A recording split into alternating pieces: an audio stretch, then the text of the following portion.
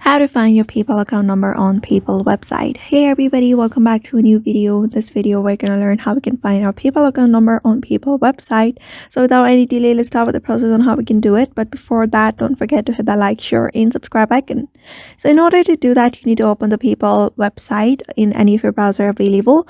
After that, just search for www.paypal.com. After that, you'll be able to see this kind of interface. So you're just going to log in into your account using your email and your password.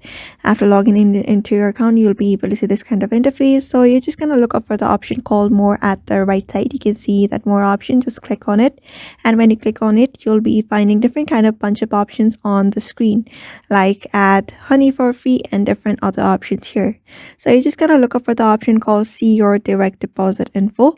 You're just going to scroll down until a bit you're able to see that. After that, just click on it, and when you click on it, you'll be able to find all of your account number and AVA routing and transit number as well.